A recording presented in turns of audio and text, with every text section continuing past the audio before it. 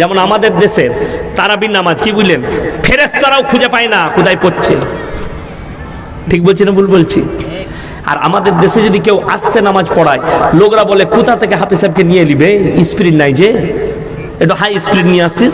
আল্লাহ আকবার মালিক আল্লাহ বলে দারুণ হাফেজ বে, ফাটিয়ে দিয়ে চলে গেল। বলে তোরাই জানিস, ফেরেশতারা বলছে আমরা কিছু বুঝতে পারি না। ইমানদারির সঙ্গে বলবেন, হৃদয়ে হাত দেন।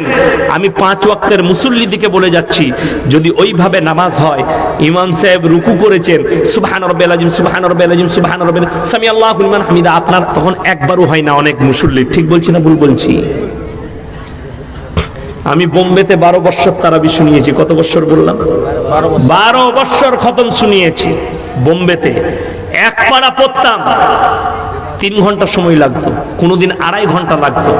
আলহামদুলিল্লাহি রাব্বিল আলামিন আর রহমানির রহিম মালিকি ইয়াউমিদ্দিন ইয়াকা না'বুদু ওয়া ইয়াকা নাস্তাঈন ইহদিনাস সিরাতাল মুস্তাকিম সিরাতাল লাযীনা আন'আমতা আলাইহিম গায়রিল মাগযুবি আলাইহিম ওয়ালাদ-দাল্লিন। বুঝতে পারলেন না? পারলেন না? সূরা ফাতিহা পড়লাম, আপনি কিছু বুঝতে পারছেন কোথায় পড়ছি? ফেরেশতারা খুঁজে পাবে না, আপনারা তো দূরের কথা। আর কোরআন বলছে, হে আমার বিশ্বনবী বলো, কান খুলে শুনেলেন আমার ভাইয়েরা, হাসি নয়।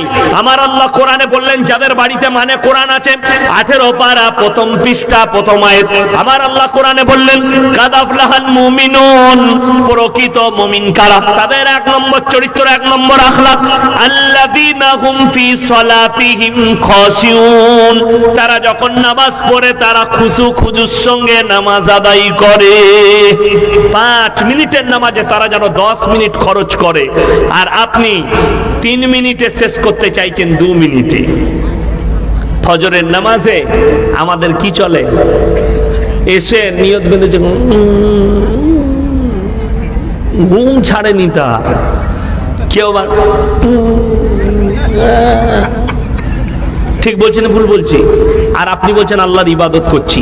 ফাইন্নাহু ইয়ারা, জানদার নামাজ পড়ুন, দাঁড়ানোর পরে আপনি মনে মনে ভাববেন, আমি আমার আল্লাহকে দেখতে পাই বা না পাই, আমার আল্লাহ আমাকে অবশ্যই দেখছে। এই নিয়ত করে নামাজ পড়ুন, চোখ দিয়ে যেন পানি পড়ে। আর আমাদের নামাজ কি বুঝলেন, আমাদের দেশের লোক কিভাবে জানেন? আপনাদের দেশেও আছে, এখানে না থাকতে পারে কিন্তু আছে। শবে বরাতের রাতের নামাজ পড়ে জান্নাতে যাব। আমি বললে আমাকে বলে এটা বিরোধী বলবি। 27 রাত্রে এরা মিষ্টি ঝাঁকা নিয়ে যায় মসজিদে, জান্নাতে যাব। 27 রাত্রে বলে শবে কদরের রাত্রি, তাই না? আমাদের দেশে অনেক জায়গায় আছে, এত বড় মিষ্টি ঝাঁকা নিয়ে চলে গেছে, কোনোদিন নামাজ পড়ে না, 27 বলে ফাটিয়ে দেবো। রাতের বেলা এশার পরে তারাবির পরে খানাকে চলে এসছে 1 বোতল চা নিয়ে 1 ফিলাস। ইমাম সাহেব বলছে কি করবে? বলে সারা রাত ফাটাবো, সারা রাত নামাজ পড়বে। ইমাম সাহেব চিন্তা করলো, আল্লাহ, ইমাম সাহেব বেচারা ঘুমাচ্ছে, শহরের সময় উঠে সাহারি খেয়েছে, সকালবেলায় চায়ের দোকানে গিয়ে বলছে, আবে কিরকম মৌলবি রেখেছিস বে, নামাজ পড়ে না, আমরা সারা রাত ফাটালাম। আবে তুই সারা জিন্দগি নামাজ পড়বি, ইমাম সাহেব 2 রাকাত পড়বে, তোর থেকে অনেক ভালো হবে। আপনি সারা রাত নামাজ পড়ছেন, চাটা দেখো একবার চা। একবার আপনি কলকাতায় যদি শবে বরাতের রাত্রে যান, খালি সাদা জামা, সাদা পাঞ্জাবি আর সাদা মোটরসাইকেল, আমি খালি অবাক হয়ে যাই। শবে বরাতের রাত্রিতে ভালো করে লিখে নিয়ে যান। আমি একটা জলসায় গত বছরে বলেছি, কত মৌলবি যে আমাকে ফোন করেছে আর কতজন যে গালি দিচ্ছে। আমি কিন্তু হক কথা বলেছি। শবে বরাতের রাত্রিতে আমাদের এলান হয়, শবে বরাতটা নফল না নফল নয়? আপনি নামাজ পড়েছেন, রোজা রেখেছেন, নেকি পেয়েছেন। কেউ যদি না রাখে আর যদি বলেন রাখতেই হবে, বেদাত লিখে নিয়ে যান। আমি বলে যাচ্ছি, গুনাহ হবে এই কথাটা বললে। আমি আমার এক আত্মীয়র বাড়িতে গেছি, রোজা রাখি না, শবে বরাতের দিনে, তো আমাকে নাস্তা দিয়েছে, নাস্তা করছি। পাড়ার 2 বুড়ি মেয়ে এসছে, তারা দেখেছে, বলছে, হ্যালো ইয়াসিন সাহেব তো রোজা রাখেনি, নাস্তা করছে। আমি বললাম, আল্লাহ কি ফের হলো, পৃথিবীর মানুষ জেনে যাবে, এরা সবাই কি বলে বেড়াবে, তাই না? আমি বললাম, তোমরা রেখেছো? হ্যাঁ বাবা, জীবনে শবে বরাতের রোজা ছাড়ি না। আমি বললাম, রমজান মাসে? বলে রমজান মাসে 15টার বেশি পারি না। আমি বললাম, তোমরা কেলানি খাবে, আমি জান্নাতে যাব। বলে কেন? আমি রমজান মাসে একটাও রোজা ছাড়ি না, ফরজ রোজা। আর তোমরা নফল নিয়ে মারামারি করো, ফরজ রোজা রাখো না। কষ্ট হয়, দুঃখ লাগে, বেদনা লাগে। আজ থেকে নিয়ত করুন আমরা নামাজকে নামাজের মতন করে পড়বো। জোরে বলুন ইনশাআল্লাহ। আল্লাহর নবী সাহাবীরা এমন নামাজ পড়েছেন, হযরতে উমরে ফারুক রাদিয়াল্লাহু তাআলা আনহুকে ফজরের নামাজে ভুজালি মেরেছে। এমন ভাবে চিপে চিপে নামাজ পড়তেন সাহাবীরা, সেই বেঈমান ছুরি মারার পরে বেরিয়ে পালাতে পারেনি। জোরে বলুন সুবহানাল্লাহ। আর আমাদের তো নামাজে ধ্যানই থাকে না, বুঝলেন? নামাজের নিয়ত বেঁধেছে, যদি বৃষ্টি নেমে যায় মনে মনে বলছে আমার ধানগুলো ভিজে গেল। ধানে নয়, আল্লাহ ধ্যান দাও। ধানের মালিক আল্লাহ, কারবারের মালিক আল্লাহ। সবাই বলুন আজ থেকে হাত তুলে বলুন 5 ওয়াক্তের নামাজ আমার যুবক ভাইরা কে কে পড়বেন? তাড়াতাড়ি হাত তুলেন, হাত তুলেন, তাড়াতাড়ি বলুন ইনশাআল্লাহ। আজ থেকে কেউ নামাজ কাজা করবো না ইনশাআল্লাহ। তৃতীয় নম্বর হচ্ছে ওয়া মিম্মা রাযাকনাহুম ইউনফিকুন, আর আমি যে রিজক দান করেছি সেখান থেকে তারা যেন ব্যয় করে। কষ্টের বিষয় হচ্ছে আমাদের দেশের গরিব মানুষরা মনে মনে ভাবছে আল্লাহ বড় লোকরা ভালো মন্দ খায়, আমরা গরিবরা খেতে পাই না, আমরা খালি শাক আলু ভাত খাই। তার জন্য একটা কাজ করতে হবে। আপনাদের দেশে শুরু হয়েছে নাকি কি জানি না, আমার ভাইজান ভালো জানবে। বন্ধন লোন চালু আছে, গ্রুপ লোন আছে। গরিব মায়েরা বোনেরা কান খুলে শুনেন আমার ভাইয়েরা, আপনি মনে করছেন আমি সুদের উপরে টাকা নিয়ে বড় লোক হব ব্যবসা করে, আপনি মনে করছেন বন্ধন লোন নিয়ে আমি আমার কারোবারে বরকত নিয়ে আসবো। আমি চ্যালেঞ্জ ছুড়ে আল্লাহর কসম করে বলে যাচ্ছি, সুদেতে কোনোদিন বরকত পাবেন না, হারাম ইনকামে কখনো বরকত পাবেন না। সাময়িক মনে হবে বরকত, বরকত নাই। আর বুখারী শরীফের রিওয়ায়েতে আছে, যারা পাঁচগানা নামাজ আদায় করবে, যারা হক পথে থাকবে, আল্লাহ তাআলা মৃত্যুকাল পর্যন্ত তাদেরকে ইজ্জতের রুজি দান করবেন। জোরে বলুন সুবহানাল্লাহ। 10 টাকা ইনকাম করুন, হালাল ইনকাম। সারাদিন খেলাম, শেষ হয়ে গেল, কিয়ামতের দিনে হিসেব লাগবে না।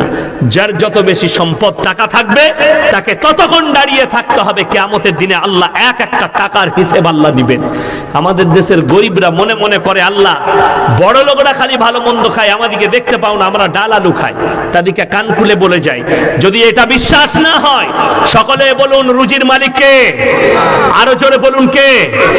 এটা যাদের বিশ্বাস নেই তারা সকালবেলায় উঠে শামসি বাজারে যাবেন, সকালবেলায় উঠে চাঁচলেন, সকালবেলায় উঠে কদুবাড়ি মোড়েন, সকালবেলায় উঠে মালদা টাউনে যাবেন।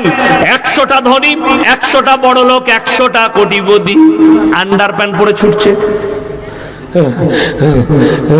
কি হলো? বলছে শৈশু গয়কার রং কি সুগা। ডাক্তারে বলেছে সকালবেলায় উঠে 3 কিলোমিটার হাঁটবি, সে আন্ডার প্যান্ট পরে হাঁটছে।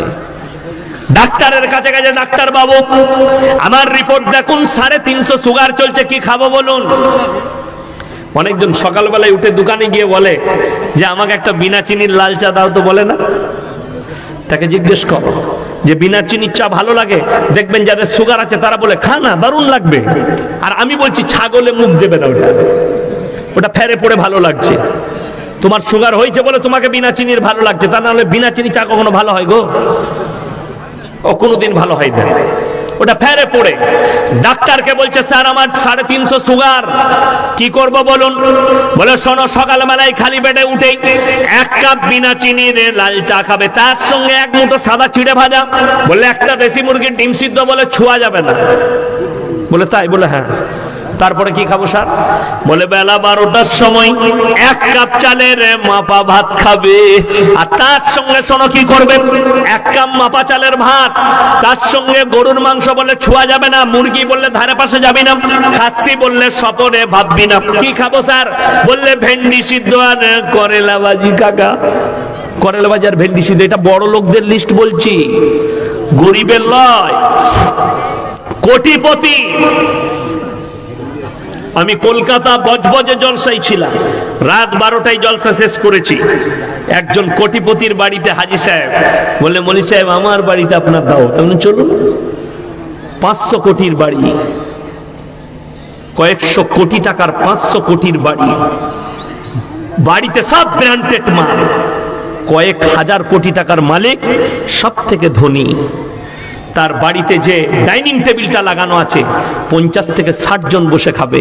আমি, আমার ড্রাইভার, আমার পাশে হাজী সাহেব, হাজী সাহেবের কর্মচারী, হাজী সাহেবের গেটম্যান, হাজী সাহেবের ইমাম, মৌলভী, আমরা সবাই বসে আছি। দাস্তারখানে ডাইনিং টেবিলে আছে পদ্মার ভাপা ইলিশ, ভেটকি মাছের কোপ্তা, পাবদা মাছ, খাসির বিরিয়ানি, কিমা ভুনা, পোলাও, চিকেন তন্দুরি, পরোটা, সাম্মি কাবাব, শিক কাবাব, যেটা খাবে খাও। হাজী সাহেবকে আমি বললাম এক পিস আপনাকে দেবো চিকেন তন্দুরি, বলে আমার চলবে না। পরোটা বলে ওটাও চলবে না। এক পিস ভাপা ইলিশ দিই, বলে একদম ছোঁয়া চলবে না। আমি বললাম আপনি কি খাবেন? বলে আমার আলাদা আসছে, আপনারা খান। আমি আমার ড্রাইভারকে বললাম এরপর চালাও, যা খাবে, আল্লাহ আমাদেরকে সব খেতে দিয়েছে। তারপর আমি মনে মনে চিন্তা করলাম, হাজী সাহেবের আলাদা যখন কিছু আসছে, মনে হয় স্পেশাল কিছু আসছে, পাশে যখন আছি একটু মারবো, এটা মনে মনে নিয়ত করলাম, একটু লুবো। তারপরে দেখছি হাজী সাহেবের কর্মচারী যে প্লেটটাই আনছে, প্লেটটার দাম 2000 টাকা, বাটির দাম 900 টাকা, ব্র্যান্ডেড চাইনা কাচের প্লেট, প্লেটে আছে দুটো পুরা রুটি আর বাটিতে করেলা ভাজি। কোটিপতি। দস্তরখান হাজী সাহেবের, ডাইনিং টেবিল তার, টাকা তার, খাবার কার, কিন্তু আল্লাহ রুজি মেপেছে মৌলবীরার কর্মচারীর। আমার ভাইয়েরা, মায়েরা, বোনেরা, কোরআনকে জিজ্ঞেস করো, হযরতে জাকারিয়া মরিয়মকে বলছেন ক্বালা ইয়া মারইয়ামু আন্না লাকি হাদা, ওগো মরিয়ম, আখরোট, মুনাক্কা, কাজু, কিশমিশ, পেস্তা, বাদাম কোথা থেকে পাচ্ছ? মরিয়ম বললেন ক্বালাত হুয়া মিন ইনদিল্লাহ, ইন্নাল্লাহা ইয়ারযুকু মান ইয়াশাউ বিগাইরি হিসাব। আল্লাহ যাকে ভালোবাসেন, আল্লাহ যাকে পছন্দ করেন, তাকে বেসুমার রিজক দান করেন। কোথা থেকে দেব, কেমন করে দেব, আমি আল্লাহ ছাড়া পৃথিবীর কেউ জানে না। আপনাদের মনে আছে 2012 সাল একজন লন্ডনের